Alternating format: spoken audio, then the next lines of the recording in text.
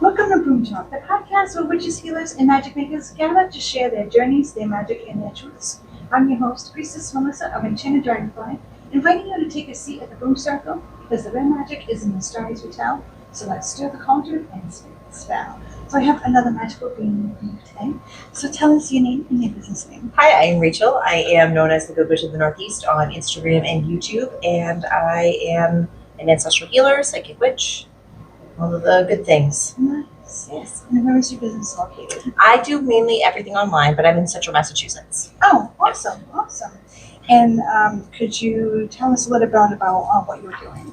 Sure. So essentially, I help people heal their. I don't believe in ghosts, quote unquote. I believe in energy or curses in our bloodlines. I believe in energetic trauma responses that manifest. Right. Mm-hmm. And so say a great grandmother's nervous system gets dysregulated, it then presents in, a great grandchild as maybe an addiction issue.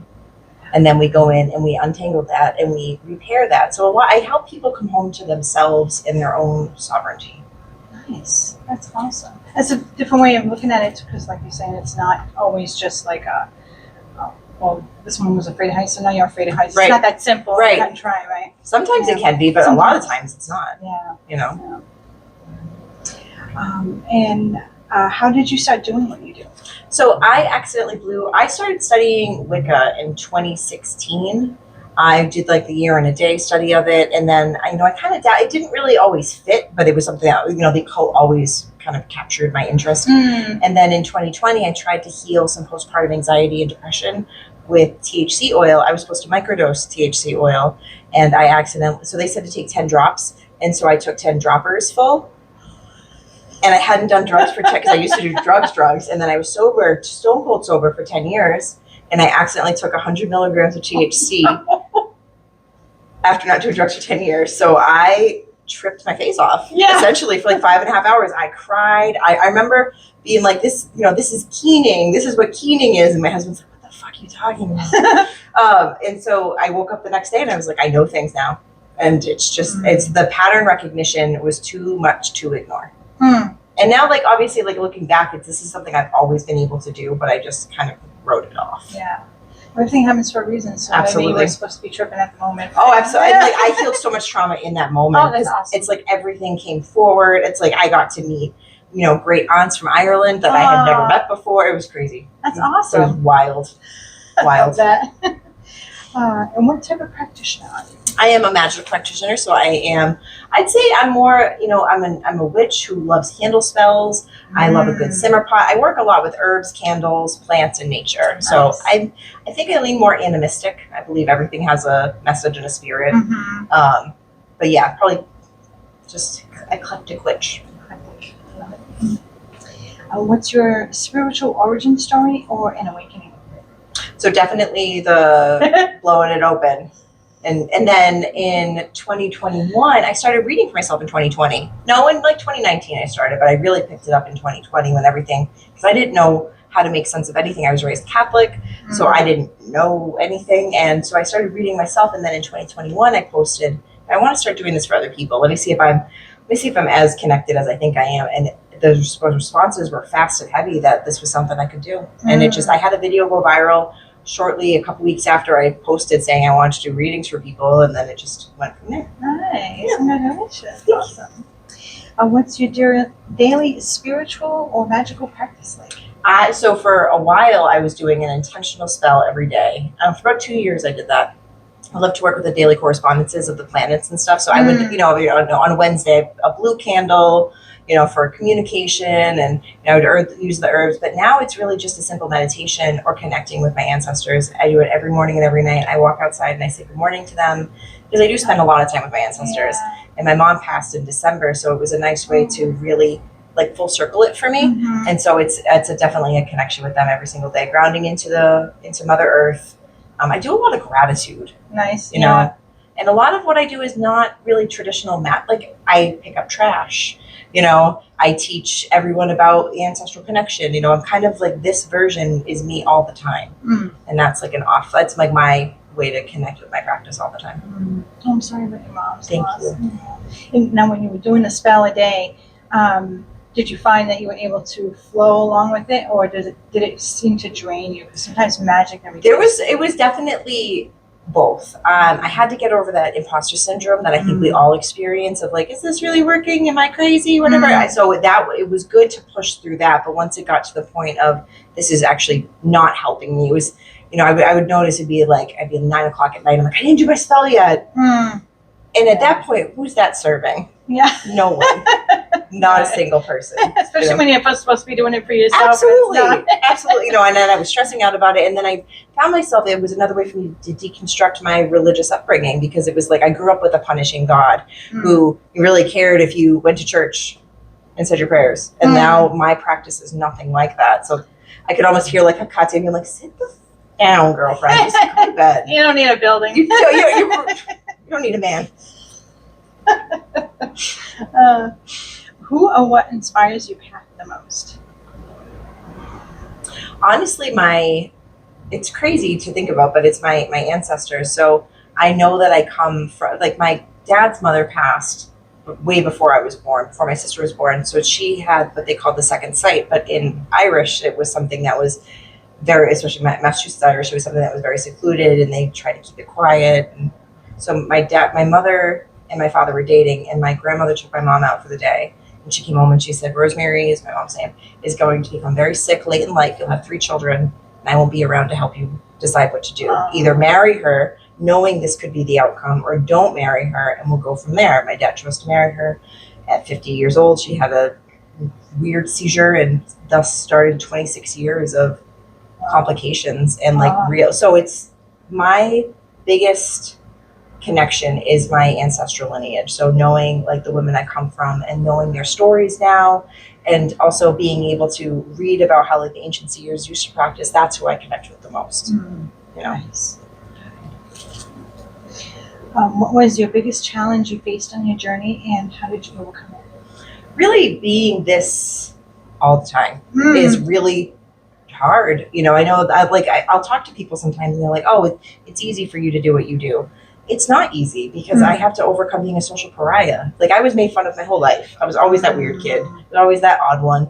And so knowing that to do this, I have to kind of embrace that version of me again, and now they're wishing they were cool with you. Some of them follow me on Instagram and stuff. I'm like, remember you throw tater tots at me? Like, what the fuck? You're like, what does this mean? Like, I don't want to help you. You're mean to me. I'm lame now and you're cool. Right. So funny. But so really just like embracing that and knowing that like not to hold myself back in spaces, especially when like I'm getting a message to like getting a notice to deliver a message to someone or curate the energy in a room in a certain way. I used to ignore it and be like, that's enough. Don't do that. And now I don't. Yeah. Never water yourself down because they can't handle you. Exactly. Yes. What tools, methods, or spirits guide your work? Sorry about that. Definitely, I love to work with the ancestors of the hidden company and the forgotten ones, which is this theory of people who've occurred long before us, that we carry their stories with us. I work with them a lot, especially when it comes to cycle breaking in my family, especially when it comes to neurodivergence in my family. So whenever, I accept my neurodivergence, or I see it in my siblings, or even my dad or my grandmother, I say to the ancestors of the hidden company, I'm like, I'm going to greet this with love. This love that I'm going to show this person is for you as well. I forgot the question again. No, you're good. What tools, methods, or spirits guide your work? Yes, so definitely. And honestly, listening to spirit, I spend a lot of time in nature, and I use music a lot. Nice. Like Spotify, I'll use what they call shufflemancy, where it's like I ask a question and then I press play on my video or my music, and I press it 3 times, and the song that comes next is the message. Nice. I also like to listen to messages and play in my head like what tarot cards they'd be. So that's fun. It is fun. Nice. I'm a little weird with it. No, that's awesome. I love it. How do you stay energetically protected and grounded? I definitely stay energetically protected and grounded through crystals, oils, and visualization. Nice. I'm a big fan of visualization. And Juliette Diaz's book, Witchery, she talks about really rooting yourself down and visualizing because you read a lot of books like Connect to Mother Earth. She talked about really envisioning yourself pulling the earth apart, punching your way through the rocks and the soil, and getting down into the core and plugging yourself in. That's my favorite way to ground. That's such an awesome video. It's visual. beautiful. Yeah, I love that. Yeah, it's really empowering too, and it's like it's so nurturing too, because once you connect in, you can feel the flow. Because also, like, she's receiving our loving energy as well. Like, I'm not just taking from her; I'm giving to her as well, and she wants to receive it. Like, oh, thanks. Absolutely. Oh, yeah, absolutely. A lot of people feel like, especially with Mother Earth, and they think it's just a one way, but no. I mean, she flourishes from you. Oh, absolutely. Like, from her. our energy is just as, granted, not just as potent as hers, but like to her it is. Yeah. You know? Yep. Yeah, well, all her part of her life. Yeah, literally. Yeah. One common misconception about your craft or your work. That it's easy. I know. That it's easy. Like, and that I can do, and that I'm doing it all the time. You know, like I'll just be somewhere and people are like, what are you getting right now? And I'm like, that it's hot out. I don't know. But mainly that people assume that what I do is easy because it seems to come to me easily. But what they don't see is the hours and fucking probably weeks of like crying and releasing and raging and feeling and interpreting and the madness that goes into what I do. People don't see that. And so because they don't see that part of it, because that's real vulnerable, I think it's easy. Yeah, very true. Yeah, and sometimes those parts are very private too. Oh, so of course they're not going to see that. I'm not going to record myself. No. Can you share a powerful or memorable client transformation with no names? Oh my gosh, yeah. Oh my God, I have so many. All right. Nice. One, I have two I'll share. One is crazy. But so one was when I realized in the moment that what I was doing was ancestral healing. So I like to go into this rehab in Danvers once a quarter. I go in and we talk about substance abuse and ancestral healing and how they can go hand in hand. And so I had this man come in. And so we're pretty close to Boston in Danvers, right? And this guy, he was in his early 60s and he was black. And so he was like, I've been a junkie and a thief my whole life. You know, what's you know, connecting with my grandmother going to do for me? Like almost in this way of like not trying to take down what I was saying, but trying to essentially poke a hole so he could continue to live his life the way he thought he should. And instantly I saw him at 6 years old, ducked behind a car. And I was like, who raised you when your mom died? I don't know how I knew it. I said, how old were you when your mom died? And he said 6. And I said, okay, who raised you? And he said, my grandmother. And then I saw another woman walk out from behind the car and she had a briefcase in one hand and like a bag in another. And I was like, she worked 2 jobs. Who really raised you? And he said, nobody. Because I said to him, those sound like coping mechanisms of a child trying to get their ends meet. Because Spirit showed me Aladdin and when he stole the bread. Yeah. And I was like, okay, so you're not a junkie and a thief because you want to hurt these people. You were trying to survive as a kid and you grew up in like East Boston, like rough neighborhood, rough neighborhood, like Dorchester. You grew up in Dorchester in like the early 80s or late 70s or whatever. So I was like, okay, that's fair. And so I said, I wonder what would happen if you learned more coping mechanisms. Like, if you just gave yourself a chance and you learned how to protect yourself, you learned how to ground your energy, you learned to feel safe in your own body, what would happen? You're still sober.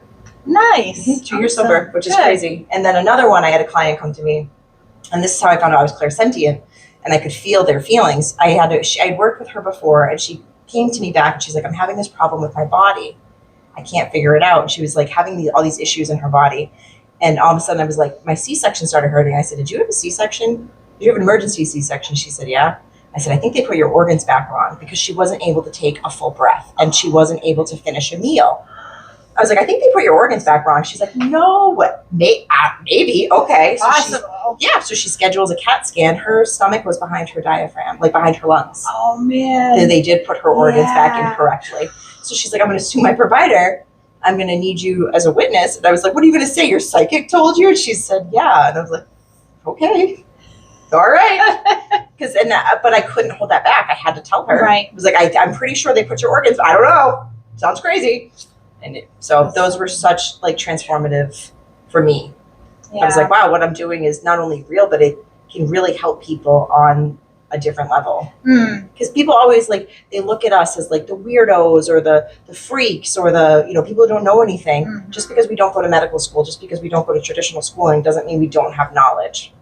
Very true. Yeah, very true. And to see your gifts and how you're helping somebody, actually you see that help that happen, that flow, and they're being helped, and it gives you a little bit of like, keep going. Absolutely. Yeah. Like there was, and like that came to me in a point in my life where I was really burnt out. I was really overwhelmed. I was really underselling myself, and I was really overburdening myself. It was too much. And then when that came in, it was like a tip from spirit of like, you can reach more.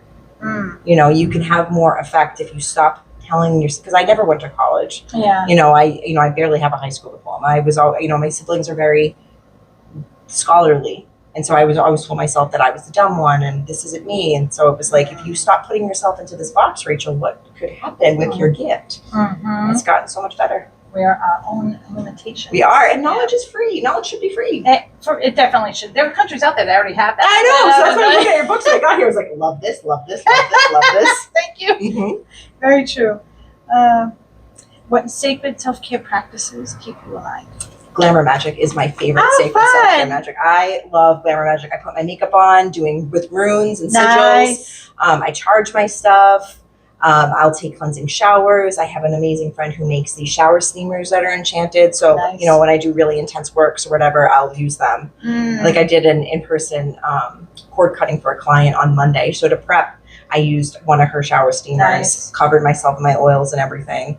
And then when she left, I did another one. But yes, glamour magic is an underrated tool, I think, in witchcraft. Fun. And it sounds so fun to do, like limitless, right? You can play with your makeup, your hair, your jewelry, your clothes. I have a 7-year-old and she's very energetically sensitive. When she goes to school, I braid her hair with an intention. Nice. That's what the Irish used to do. Love, peace, protection. Love, peace, protection. Native cultures too. Yeah. Nice. Awesome. That's awesome. What does success look like to you as a spiritual business owner? That is a great question. What does success look to me as a spiritual? Honestly, not even happy people feeling seen. People feeling validated and seen in their experiences. Whether that's like they want to tell me their experiences or they want me to tell them what I see. As long as you walk away from my table feeling seen and understood, I'm happy. Nice. Would I love to make a bunch of money? Yeah. But to give it away, I would love to build an inclusive playground where like kids in wheelchairs could come with like an in-ground trampoline, Oh yeah. Like that'd be fun. Yeah. Yeah. Keep throwing that out there. Yeah. Exactly. Have Rachel's playground. It's Rachel's playground for everybody. That'd be fun. Do you follow the moon, astrology, or seasonal cycles in your work? Actually, pretty much, I love to follow astrology. It's just so overwhelming to me. I can't really understand it. Like, I'll have to look up what the moon is. But I follow my own personal cycle with the moon. Okay, so nice. It's my favorite. Like, when women are like, I hate my period. I'm like, I love my period. Like, I really healed that relationship that I've had with my period, which was also an ancestral healing for me. My mom had really bad PMDD, and like it was really affected us growing up. So it was a nice way for me to heal that in my family. But yeah, definitely I work with the moon cycles, and then seasonally, like I love a good, I love a good solstice and things like that. But it's mainly just the moon. Nice. What's something you wish more people knew about energy work, divination, rituals, what have you? How accessible it is. I wish people understood like how and like what you could get from it.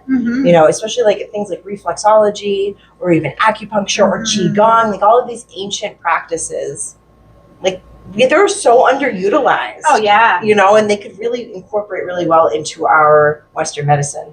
Yes. Sound healing too. Oh my gosh, amazing. Yeah. Amazing. I did a sound bath 2 weeks after my mother died, and it was the most transformative experience for me, because as an ancestral healer that was difficult for me to walk through, because I was like, no one can handle my grief.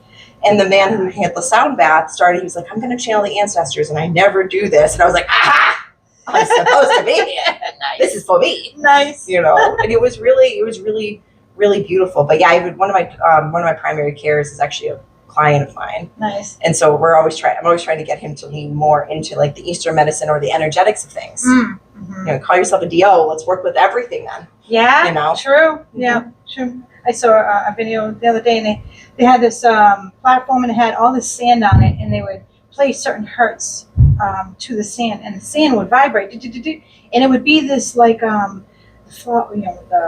crystal grids. You would see the flower of life. So it's like a mandala or whatever. Yes, exactly. It was awesome. Love that. And when they changed the hertz, it depended They went 4:30, and it was like hardly anything. They just turned it up to 4:32, and boom, this beautiful floral The love design. hurts. Yes, it was gorgeous. And so for the people who don't believe about sound frequency, you look at that and it's like how can you not? Yeah. How can you not take that in and be like, what effect could that have on me? I listen to frequency music all the time. I was listening to it driving out here. Nice. Mhm. Yeah, absolutely.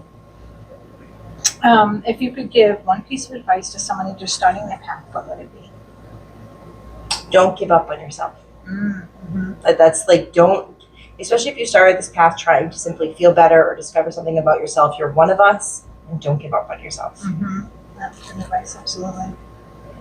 What magic are you currently brewing in regards to events you're doing, classes? Yes, I actually will.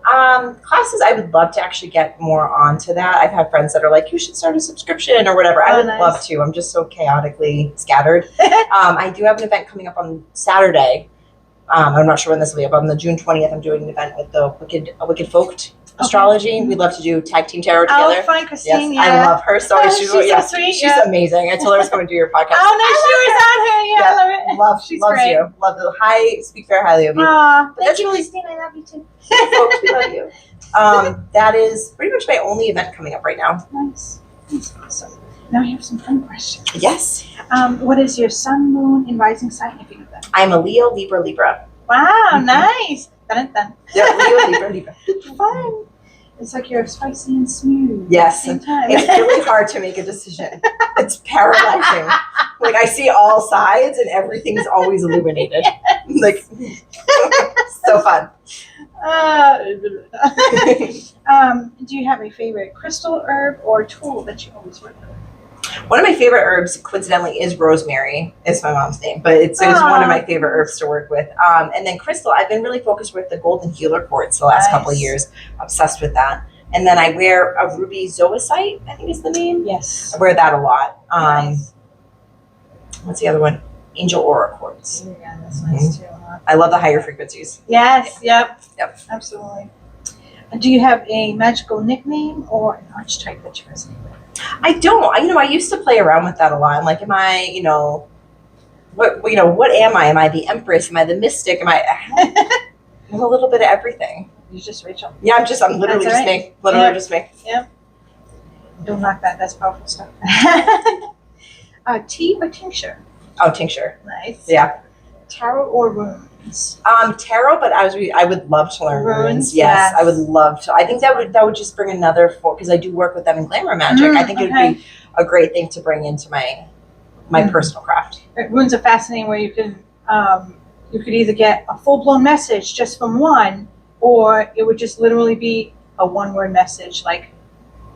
But that's how the trees talk, honestly. Yeah. Like that's very much the energy I get from trees. It's very similar. Yeah. It's so old too. It's such an ancient form of divination. Mhm. So powerful. Yeah, I love it. Mhm. It's awesome. If your spirit guide had a voice, what would it sound like? Immediately, I was like, probably someone with a really bad Boston accent, or like a smoker's laugh, like one of the Simpsons. yes, like Marge Simpson, probably. Honestly, Marge Simpson, probably, or one of her sisters. That's awesome. Do you have any pets? I do. I have. I lost my soul dog in December. Oh, Yeah, so sad. December is really hard for me. My mom died, and we had her funeral, and then the next night, my dog died. So we were at the vet. I was telling the vet, I was like, we put my mom down yesterday. And my husband's like, don't say that. We did not do that. We had her funeral. And then the next day, I have a mini golden doodle at home. So my puppy had surgeries the day after we put Finn down. So it was a lot. But I do have a semi-feral cat named Zazzles, who is my baby. Zazzles. I Zazzy girl. love it. Mhm. That's Zazzy so and Penny. They're so cute. So those were all the questions I have. Love that. So, Thank you. was there anything else you want to talk about? No, that was awesome. Thank you so much for having me. Thank you for joining me. Thank you. Awesome. I'm going to put a link for them to find you in the description with the episode. Do you want that to be Instagram? Instagram's great. Instagram? Okay. Yep. So I'm going to put her Instagram link in the description. Go check her out. Get a reading. She's really good. She posts all the time. Thank you. And as always, come check us out at Enchanted Dragonfly. We are a metaphysical shop, sanctuary, and academy now at 99 Church Street in Whitinsville, Massachusetts. And subscribe to this channel. Give this episode a little love. Share with your friends. They share with your friends. Help us get the word out and bring on these magical beats. Love you all. Bye, guys.